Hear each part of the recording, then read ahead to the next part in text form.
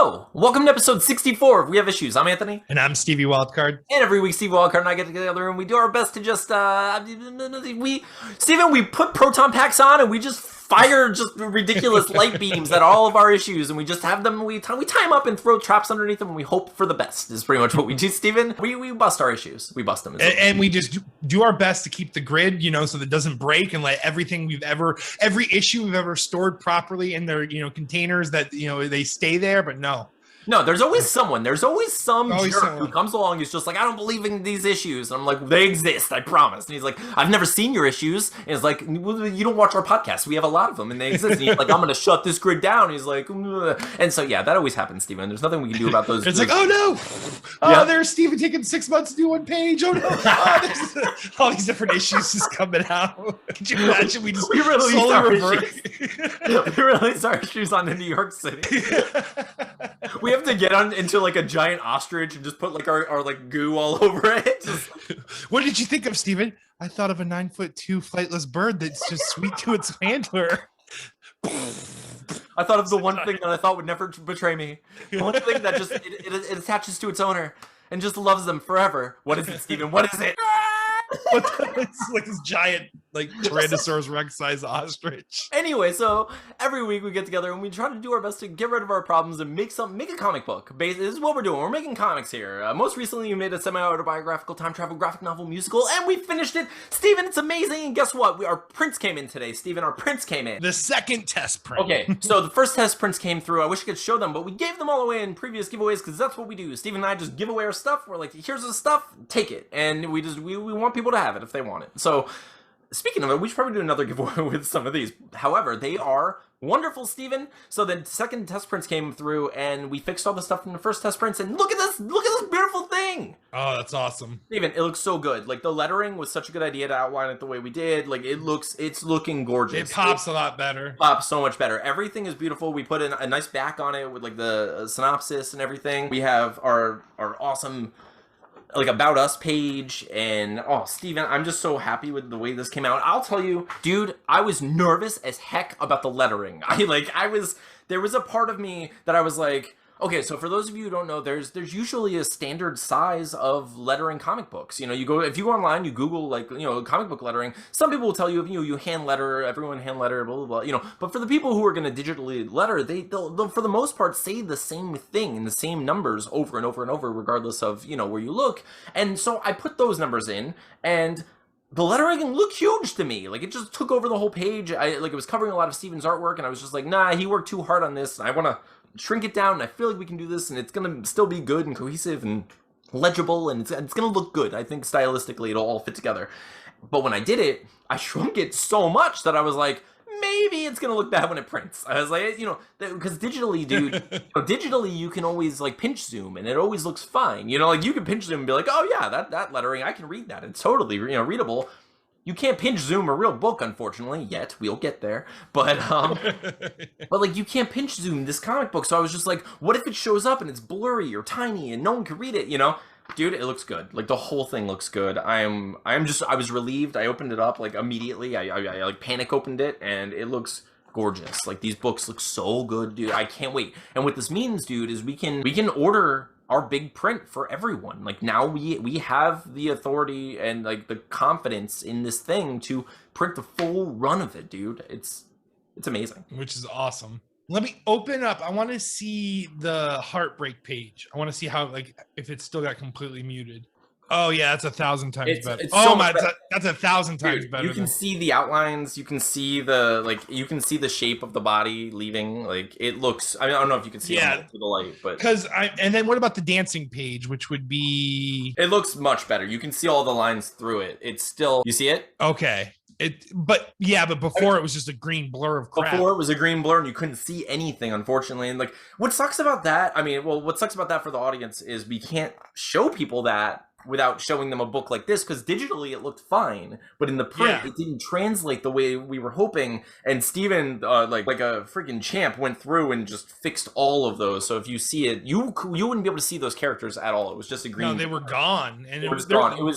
They were pretty detailed too, so that's why I was like, no, you gotta see these. I drew these. But dude, so I'm glad, dude, because that means that Play It Again is done as far as the comic book is concerned. We can send off for it. We are ready to ship it off. We can take those books and go to a comic convention, and we are professional, established comic book creators now. Like, we have done it. We are like, now I feel much better. Like, we have a thing that we can constantly print and do whatever we want with, dude. And it's done. And now we get to look forward to our next project, which is Deathless. And like, I've been steadfast, like, writing it and doing everything I can. I typed up all of the character stuff and sent it off to you, and you got some drawings done that I thought looked phenomenal. Like, dude, amazing. The style is, oh yeah, for sure. I mean, there's a huge stylistic upgrade from Play It Again. I mean, Play It Again is great, but like, this is definitely going to feel more comic-y. What I'm hearing, Steven, is that when you got to draw you did a good job, and when you did me, you did a mediocre job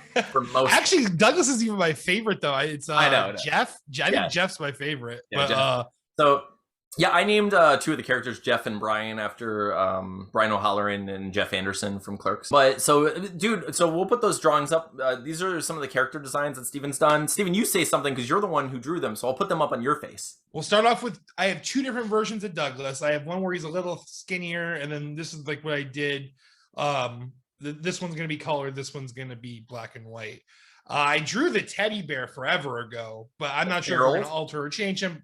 Yeah, Barreled is there. I mean, he looks pretty cool. And then I have Jeff and then Brian. Brian is like your typical like metalhead. He's got the patches. And if you look at the patches, every patch is pretty like not clever, but I think it says Bone Kill is a band, and then Mega Life instead of Megadeth, and like aluminum in like the, like metal, yeah. And then I mean, I don't know if we should mention that, but I do have a little "Don't Make It Weird" patch, but it says DMIW, so you don't know for sure. So, but they're fine. They're not going to sue us. They can't sue us for putting DMIW. They're fine, and they could try, and we'll take them to court and say it was the Supreme Court. That's Sean versus the We Have Issues podcast. We promise it was DMIW for Daddy mention iguanas wonderfully. It was. Your Honor, I just want to enter Exhibit A into the case. What is it? Yeah, man, I put my cracked eggs back in the carton. That's what I do. Do you really trust a man that would say that, Your Honor? No, I wouldn't at all. We have issues. One of these men claims to not believe in Alaska, Your Honor. Can we trust a word coming out of his mouth? These people are liars. They're fools. They have put "Don't Make It Weird" in their comic book, and we deserve all their money in perpetuity. No, I think your the drawings are phenomenal. I think they look really good. The styles are really cool. I don't even have any I have no complaints about it. I think the closest I have to a complaint is I think that with some characters like Jeff, I think he looks really cool, but I do worry about in the future his shirts. I think it should be a little longer. Because like you have a habit of drawing shirts to end right at the waist. Yeah. Okay. You know what I mean? He's wearing a hoodie, right? Right. Jeff's wearing a hoodie, but but I do. But I think it looks great. I'm just saying, like, in the future, because like in Play It Again, you drew all of my shirts tucked in. And I was like, I don't tuck in my shirts, Steven. I don't tuck in my character does. I don't tuck in my shirts. Like Steven. Why it's semi autobiographical. Steven draws every character with a tucked in. The pants will lie. It's just what we do. My character arc is just begging Steven to stop tucking shirts. He's just like, I'm gonna tuck them. This guy's not even wearing a shirt. He's literally tucking in his skin. How is he tucking in his skin? He's tucking in his belly hair, Steven. What is he doing? Like, he literally pulled the skin up just to let you know that he is tucking it. Like, he could have just put his pants on normally, but he's intentionally folding his skin into his pants. So yeah, like, all those are looking great. I still have the two female characters to do, and then that's basically the group. And then the boss. Now, the boss can probably be wearing a tucked-in shirt. For sure. So I can make him wearing. Oh, he's going to be your favorite character to draw because of that. He's like, you know what I really like? I really like this guy. Oh, like fine. I forget, what did I name him? Kenneth, I think. Kenneth. Yeah. But yeah, I'm bald spot, ponytail, glass. Yeah, I got him. Lumberg, but not even as cool as Lumberg, if that makes any sense. No, of course. Like I previously in Anthony's life, I worked in a call center, and it was a place where you cold call people and ask them to do surveys. And so you're working for people like seatbelt companies who want to know if people are seeing their like click it or ticket commercials and if they've ever heard of that or the various things. I called people during a World Series game, and I called Steven, I had to call people who were in the city of the baseball team who were playing in the World Series and ask them how many people were watching the TV at the time. No, bro, why don't you leave me alone? Yeah, it was over and over and over, just people going, what? Fucking everyone, go fuck yourself. Like over and over and over and over. And I was just like, but Steven, while I was doing this, while I was like, and I'm laughing, you know, like I take none of that personal. Like I was like, none of that was like getting to me. I was just like, this is funny because no one wants to do this stupid survey, and that's totally a reasonable response to people cold calling you while you're busy watching one of the most important things in your life. You know, I was like, what are we doing? Yeah. Why are we doing this? Get the hell out of here. Get the hell out of here. Ask them in a week. Be like, hey, did you watch the TV? You know, like, no, what do you do? You don't call people during dinner and ask them if it's hot. Like, no, you're ruining your own survey.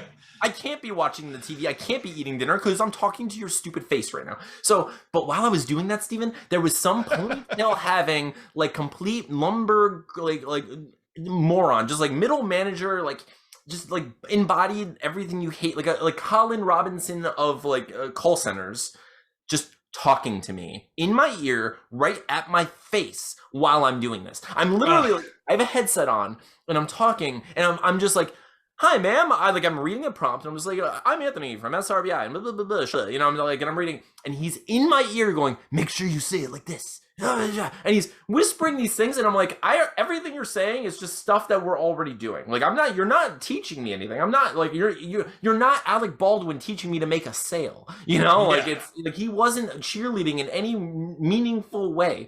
He was just talking and distracting me and frustrating me. And I was like, it drove me crazy, and he probably lives there. Like I imagine like he injects the like phone into his veins every night, and he goes to bed like dreaming of those surveys. I don't like he doesn't have an identity outside of that place. I could tell, but that's what I was imagining with that character, like that kind of person where it's like no one likes him. He doesn't even like himself. He is a non-player character. Like he is an NPC for sure in his own life. It's crazy. All right, Lumberg boss, are you going to answer the phone? That's my secret, Anthony. I'm always on the phone. He's just connected. Dude, but yeah, that character is going to be fun to draw for sure. On my end of things, like I posted that Deer Hunter piece of work, the artwork I did. Yeah, dude. And like, it's like literally like over like almost, you know, it's like 380 likes on Twitter. Retweeted by the Deer Hunter, commented on by the Deer Hunter, which is awesome. It's doing super awesome in like the Deer Hunter like Facebook fan page on. I feel like you're 2 sentences away from telling me you're starting a podcast with Casey. I don't like where this is going. I don't appreciate this, Steven. I want to celebrate all of your victories with you, but when it's at my detriment, Steven, I don't know what's about to happen. I feel like I'm being replaced by a more talented musician, and I don't appreciate this. No, dude, no, that drawing is amazing, and I hope you win. Not only do I hope you win, but like, why they need to hire you to draw the comic of the Deer Hunter? Like, I don't understand why they wouldn't. Like, I'm at this point. I think it's like one of those situations where it'd be like almost like us working on like scavengers or absentees when you have like fresh ideas to work on, because I think they're kind of pushing this whole new like series of concept albums. So like that's the past for them. I mean, maybe one day he'll revisit it, but the acts are the acts and they're done. And he's working towards, you know, the Indigo Child and all these like amazing concepts that he's gonna branch off of that. So I'm guessing that's probably what it is. But like, I don't know. I feel like at some point they're gonna do it, and I mean, at least your art is out there. So if they are looking for someone, maybe they'd reach out. And you know, obviously your art's been getting a lot of attention from their fan base and from, you know, and it's Casey, even just a cover. Just give me a cover. I don't need the interior page. Just let me do one of the covers. That's all. But speaking of like stories and nerd stuff, Steven, it's been a crazy week to be. I'm excited. It's been like a crazy week to be like a comic book nerd and just like a lover of movies and TV shows in general. I know you didn't see Ghostbusters, so I can't talk in depth about it very much, but like I saw Ghostbusters and there were things about it I didn't like, Steven, but mostly I love the heck out of it. I just like, it was so much fun. I took Atlas to go see it, and they did my trope. They did the trope. They did it, Steven. They did the thing that I hate. And I was just like, why? Why, Steven? Why did they do this to me? I go to see this movie. They have fun, well-written, intelligent characters. They come across a little cookie cuttery, like, you know, you have the genius character, but like that's what Ghostbusters was. Like, what do you think Egon, who straightened his slinky, is a realistic character? No, like he is a Sheldon Coopery, like he's a genius, you know, of like movie proportions, you know. So it's like, yeah, they do absurd things that no one would do, and that's fine. You know, like I'm good with those sort of archetypes and stuff. Fine. But when you have these characters and you start giving them fun dialogue and they're like well-rounded and they have these fun, like this fun chemistry and they all know one another really well, and then you have one character say, you have the most intelligent character in the whole movie look at someone who totally knows her and she's like, Mom, there are ghosts. And the mom's like, nah, you're lying. Why? Steven, you gotta believe me. Steven, there is nothing less believable than a character not believing that character. Like, that character was super reasonable, super intelligent, like, Steven, absurdly intelligent. And like, so much so that you have to take a leap just to like accept that child is so intelligent. Like, I was just like, my sense of disbelief is already gone. I'm giving it to you. I'm allowing you to like take me on this journey. I am not willing to like go on the bumps that tell me that like that character doesn't believe her daughter. Like, her daughter is a genius and she should believe everything she says. You know, so I was just like, why are you doing this? Why? But once I got past that, the movie was fine. I was just like there were a couple little things, but like, dude, I like, it was so much fun. It was like, yeah, people are gonna complain because it's very fan servicey. Like, there are a lot of like heavy-handed like reference things, and like, you know, like some of the emotional stuff got me good, but I imagine that it won't like affect everyone the same way, you know. And you know, but so like, well, I mean, like, aside from trying to usher in the next generation of fans, like, what else would a Ghostbusters movie be? Like, it would just be fan service. I mean, like, yeah, what the movie itself was just like a big toy selling movie, you know. I mean, it really is just like our memories that we want to relive it, but we want to experience it slightly different. So like, it really is like, it's the perfect, the audience we sold to our parents now, so they're going to go on to see the new one and take their kid and hopefully introduce them to this world that they were obsessed with. I don't know. I'm sure that it's going to be polarizing because literally everything is, Steven. I don't know if anyone's been paying attention to social media, but everything is polarizing. No one's allowed to just be like, you know, like, enjoy their subjective stuff. But oh well. The way the cookie crumbles, I guess, these days. Oh, dude. You're not wrong though. It is an unfortunate thing. It's all or nothing. It's weird, and I think like, I think because of that, it makes it even harder for like relationships to work and stuff, you know, these days, because it's like I mean, we already have to have like a pretty reasonably hefty center of the Venn diagram with whoever our partner is, you know, for the most part. Whatever may be in there, it's up to you guys, you know. But like, I feel like you already have to have enough in common, but aside from that, you also have to kind of wade the waters and like tread the water of like social, like this, like the society in general, you know, where it's like you have all of these people yelling different things in different ways, and like, you know, it becoming polarizing and constantly trying to push your circles apart into whatever their respective corner is. So it's like, if you're in a relationship with someone and it's like everything's polarizing for everyone outside of the relationship already, like, your bubbles are constantly trying to drift apart because of other people, you know. Like, it's weird. Because of the all or nothing, like, you're right, like, it's crazy, like, just to get pulled that far. I don't know. I already haven't been dating or anything, so I'm not really thinking about relationships. But I do get lonely, Steven. I get like that stupid lonely, like, Steven, it's the biological thing. I'm sorry, my aunts and uncles and like any family that watches, but like, so every once in a while, my body's like, you know what you should do? I'm like, what, body? And it's like, have sex. And I'm like, oh, body, shut up, you. And it's like, no, I won't shut up about it. I'm gonna keep talking about it until you do it. And I'm like, I don't wanna. And it's like, yes, you do. And I was like, I know, but we like, it's all you can think about now. It's Anthony, you sent me the issue 1 script for Deathless, and like by page 3, it's just Douglas humping everything in sight. I just don't know what's going on anymore. What's the story? I thought he was a loser. This is the thing, Steven. The demon's inside of him. He's got a demon inside of him. It won't let him forget about sex, Steven. That's the thing all day. He dreams about sex, and that's what this is. It's an Adidas comic now. It's all day. I dream about no, but the golem is now voiced by Marshall Mathers, and he just raps really fast into Douglas's head and telling him all these things to do. but that's who I am now, Steven. No, but like, dude, but it gets so weird because that stuff's not important on the like generally, like on the the grand scheme of my life. I am happy. I feel like more fulfilled this year doing all this stuff that we're doing, and like I have a great relationship with my son. Like we're still like good friends, and like we do this cool, like we've been doing a podcast for 64 weeks, Steven. This is like, it's pretty significant. I have this thing that I'm gonna sign for someone because they asked me to. Like, it's crazy. I don't know. I feel more fulfilled as a person in general, and like more whole, and like just like I'm getting more done, and I'm But Steven, I got a demon in me, and it's like, and it's like it wants to be filled, and I'm like no, and it's like yes, and I'm like but I have stuff to do, and it's like yeah, but what if you did that stuff and then also this, and I'm like you're right, that's very smart of you to say that. I should be able to. I don't know what my demon self would say, but start making a lot of sense. Yeah, that's exactly what it is, dude. So it's like, but it's funny because okay. For anyone who doesn't know me in general or like watches this, like I'm like a noodle person. I'm not a person. I'm not like the suave like Don Juan-y like guy who goes out and is just like hooking up with all the peeps. Like I'm not a person who's I've never gone to a bar and been like, this is gonna end well, and like brought someone home. Like that's never happened to me.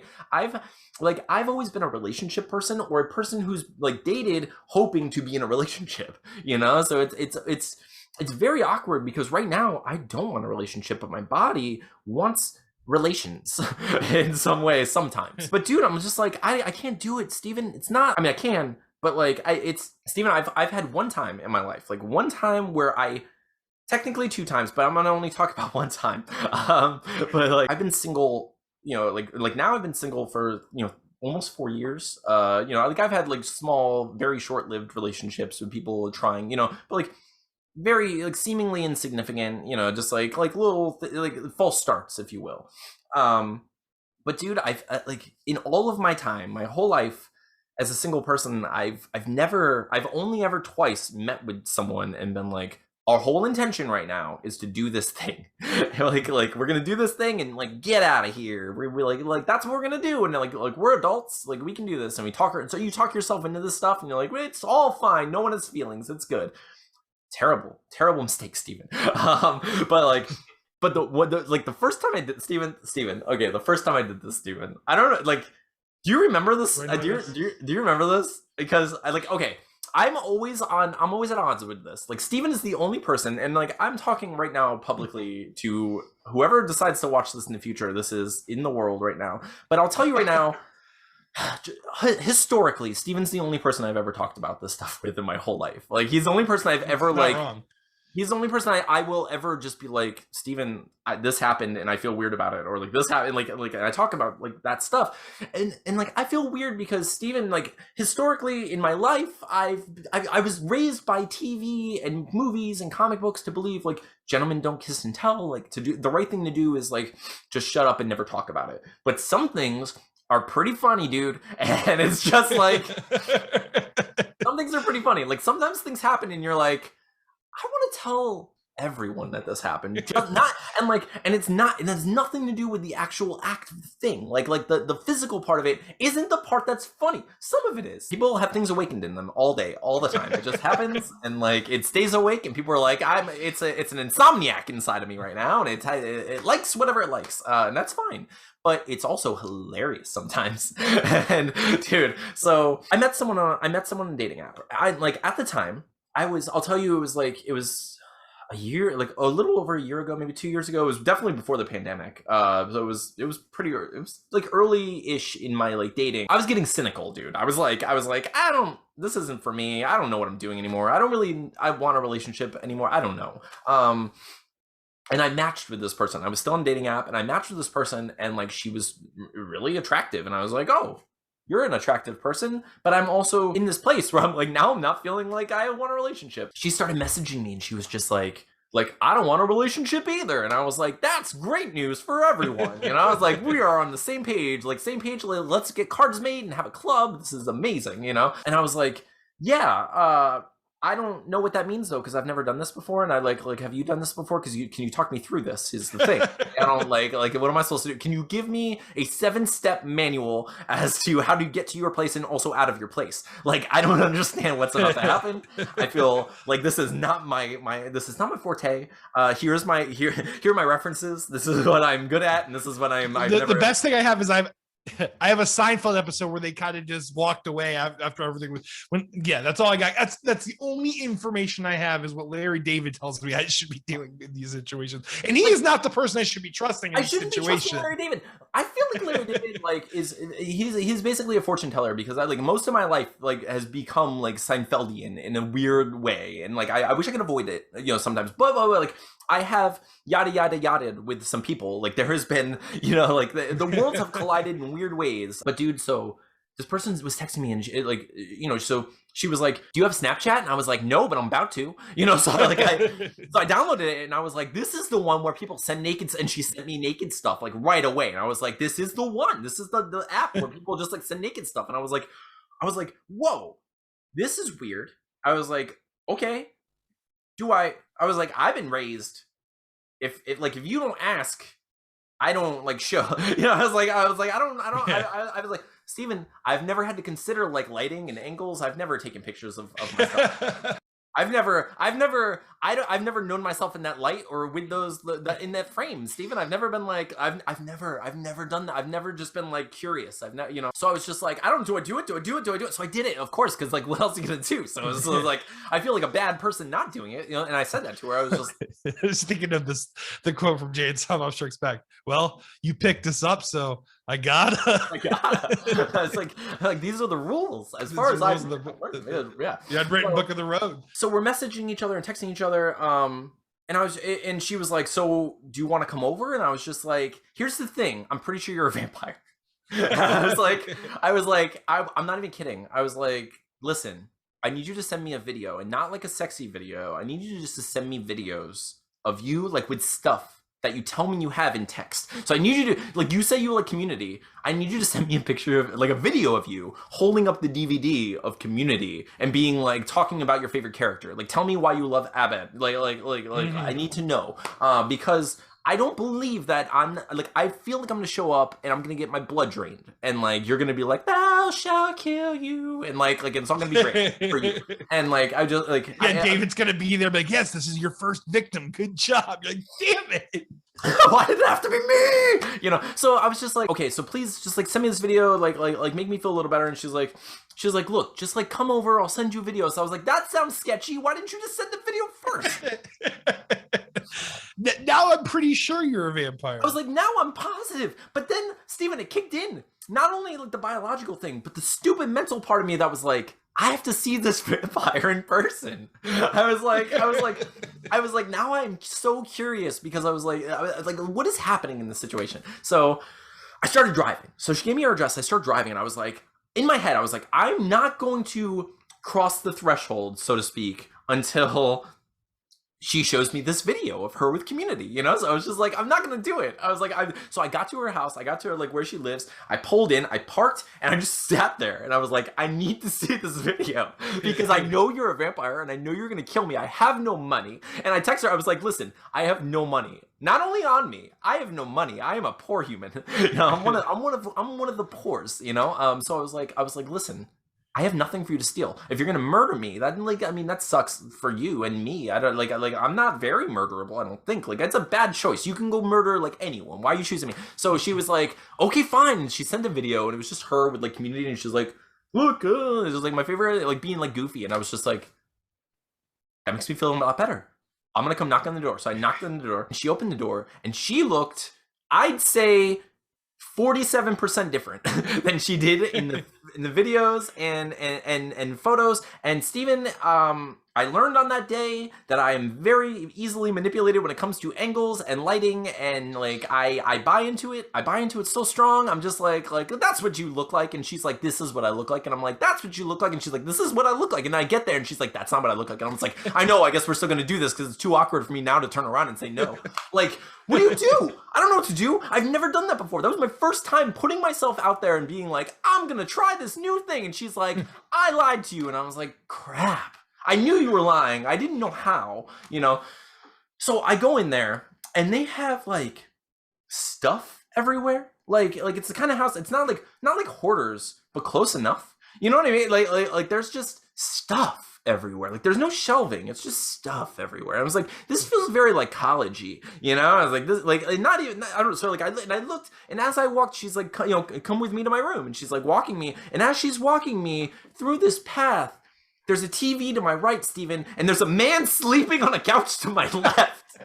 And I guarantee you he wasn't asleep. There's no chance he was asleep. The lights were on enough. There's the middle. I mean, it wasn't that late. It was only like you know, like 9:30 or something. It was like, you know, it was like, you know, like early night.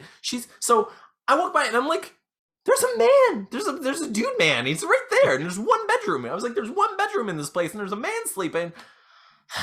What have I done? This shit is crazy. I was like, I have a bad feeling about this. So this is what it's all about. so like I got in there, and Steven, I'm pretty sure the man at some point opened the door and was filming me or something. Like there had to be something, like something was going on. I don't trust that situation at all. It was a very uncomfortable, awkward situation. It all felt uncomfortable. There were clothes everywhere, and I was just like, I bought this ticket. I have to like take this ride. I'm here. I don't know. I was like, I don't know what I'm gonna Siskel Ebert the crap out of it later with a few thumbs down. It was weird because I was like, I hope everyone can appreciate like my weird candor here. Like I've never been in a situation even close to something like that before. It was so uncomfortable and so weird for me at the time, and I was just like, I guess I'm doing this now. Like this is who I am. Like I didn't even expect to be. I thought I was gonna get married. I would say 3 times in my life I thought I was like with the person I was gonna be with forever, and like one of them, man, like super young, like I was, you know, naive, like Romeo and Juliet-y, like, you know, crazy, you know, like that wasn't real. That's not, you know, that wasn't valid. Although I mean, I guess people want to say that, you know, like all of it would be valid, but like I don't. Like as an adult, me looking back at child me, I don't think that my love for that person was actually real. I think it was just, you know, a lot of hormones, and like it was very new and very weird. And, you know, I was like you're the only love I've ever known, and you know, so like, but then dude, it was like, then I had the person I was with for like 6 years, and it was like a little on again and off again type of thing, but like I loved her, and like I thought for sure we would be together, and then we weren't. And then I was with my son's mom for, you know, 6 years, almost 7 years, you know, for like a long time. So it was like, I was in these long relationships I never thought I would date again, let alone go out into the world and be like, I'm gonna hook up with a stranger, like I'm gonna throw my body into a vampire nest, let's do it, you know, like never. Like like your talent, like I'm just imagining like an RPG talent tree, and like when it comes to like being able to just randomly hook up, you have not put like 1 point in, like you don't even have like the 5 points in like agility, like there's like nothing like to get you to the you are not prepared for this at all. I was ill prepared, dude. So like, you know, so stuff happened. It was weird. There are other funny things I won't get into just because it's like too much, but I was just but like after the fact I was just like, okay, so I guess I go now, and she's like, yeah, well, if you want to, you know, like you can come over again and we can do this again, blah blah blah. And I was just like, this is a weird decision. I was like, no, I don't know what to say here. I was like in the moment, I was just like, I don't think that's the right idea for me because this was uncomfortable. And I said that to her, and she was like, oh, well, that's, you know, she's like, that's okay, you know, but you should come over again. And I was just like, no, like, it was fine. Like, it's fine. I'm not mad. I don't feel like there was, you know, but like, it was weird. It wasn't, I wasn't eaten by a vampire, but it was close to that level of weird for me. You know, I was like, I'm pretty sure. So like I left, and the guy was still on the couch, and I was just like, I don't, usually after like a date or something, I'd be like, you know, you know how to feel about it. And it's like, I'm going to talk to you later, or like, you know, this is going to be great. We're going to text and blah, blah, blah. I was like, I'm probably never going to talk to you again. Like, I'll probably talk. I knew I would talk to her again. I knew I would be like, I'd do like a dismount thing of like, I wasn't prepared for that, and I'm sorry, and this was weird, and I hope I didn't make it too awkward, and you know, she was like, I've done this before. I was like, I haven't, like that makes one of us, I am leaving this situation with the same amount of skill level. I've learned nothing. I've learned nothing from this. This interaction has taught me very little. I'm glad you like Community. I'm glad that was real. Everything the rules I've established is don't go through with it if there's a man sleeping on the couch, which doesn't seem like it's going to happen a lot. It's not, that's a standard issue situation. And even then, Steven, I'll tell you, like, I want to believe, like, I do know, because I have been in other situations where, like, I've been able to say no to certain things, and that, like, I was like, oh, I'm proud of myself for not doing that thing, I was like, there are these little things that just, like, for me, like, I don't know, like, moralistically, or just, for whatever reason, I'm just like, I'm glad I didn't do that, or I'm glad I didn't do that. I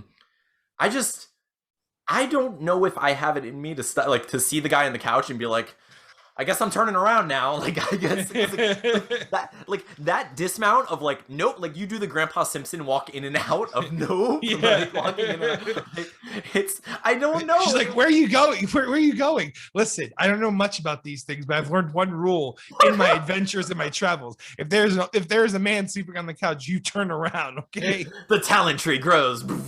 It's just 1 point. And it's just, if there's a man sleeping on the couch, I don't go. If there's, yeah, nothing good happens after 2 a.m., but also nothing good happens after you see a man sleeping on the couch. Okay, it's just, that's my rule. That's what I've picked up, learned, and that's what I'm applying. So Steven, so what I'm saying is, I don't know where to put that particular energy. I mean, I think I do. Obviously, I think everyone knows where that particular energy goes eventually. But it sucks, dude. It sucks to like want a thing like that, but also know that there's gonna be a dude. Even if it's a metaphorical dude on the couch, there's a pile of red flags on every couch that's in the shape of a dude that I need to avoid. And and that's the thing. And it sucks because I want to believe in adults. Like, there's a part of me, there's a part of me that's like, there's a part of me that's like, I wish it were possible to do that without like feelings, or like without like hurting people, or without and like, or without like attachment, or without like, I wish. And there are people who are gonna be out there like, it's definitely possible. I do it all the time. I throw my body in all kinds of shark cages and like all kinds of like, but like, I don't know, my experience, and like I know it sucks because like I don't want to create a stereotype based on my bad experiences, but I'm just like, I have one person who like, and the other time I can't even talk about it. It's weird, because like sometimes when you do it, like the feelings get involved, and sometimes when you do it, it's just uncomfortable, and it's just like, I need a Goldilocks situation, and I don't know if it exists. So I don't know. I don't know what to do with my life. You need Mama Bear's porridge is what you're trying to tell me, huh? I'm trying to tell you, Steven. I'm trying to get out there. I want someone to right swipe on me and be like, I got the, it's just right. It's just right, Steven. And I'm like, oh. You've had too cold, you've had too hot, but I promise you, this is just right. I will right swipe on Goldilocks all day. But anyway, so Steven, I guess I've been lonely. I guess that's what I'm saying. It's like, I'm shaking through it. I'm getting through it. I'm working on it. And it's not a big deal. Like I don't let that part of my life define me very much. It does take up some mental space that I wish it didn't. Like every once in a while I'll like sit down and I'm like, should I download a dating app? Should I do this? And I'm just like, I should be writing my comic book. What am I doing? I'm just like, so I hate that. So I'm dealing with that. But otherwise, I've been great. I'm excited. I feel like I'm going to talk myself into and out of downloading dating apps over the next couple months, and we're going to we'll see what happens.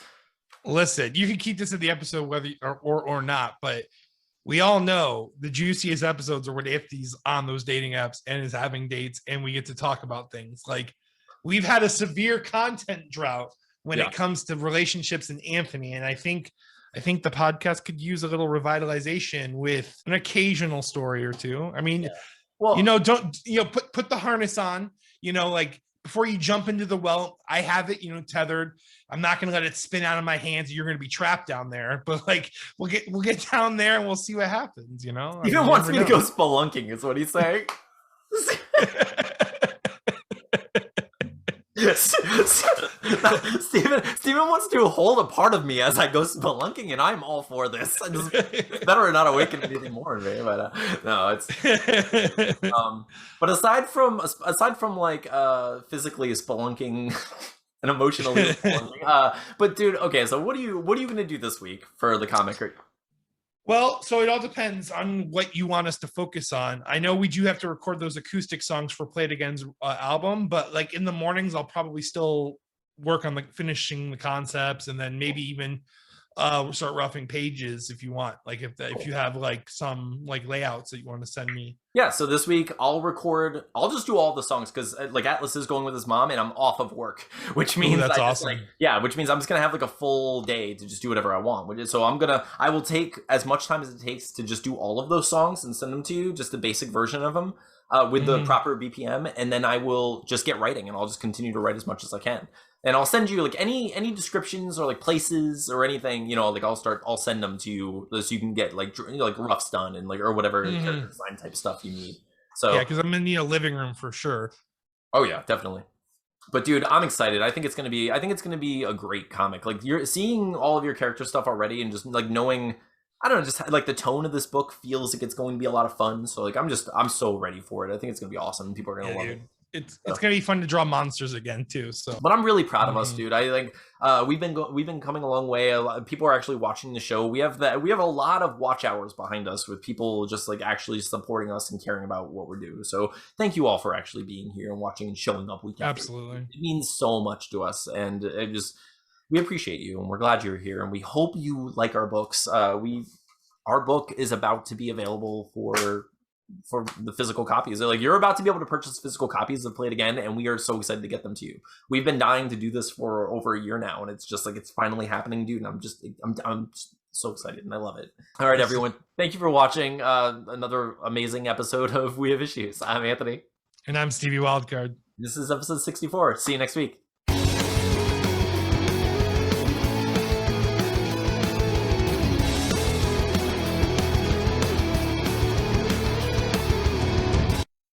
Steven, I have an idea though for this week. Will you move your mic so I can get a cool picture of you without the mic? Yes, that's a good idea. Yeah, because every week I always have like just mic pictures. So like, just talk. Oh, can you hear me? That's good. I mean, you can technically use any of this because you're just gonna freeze it, but.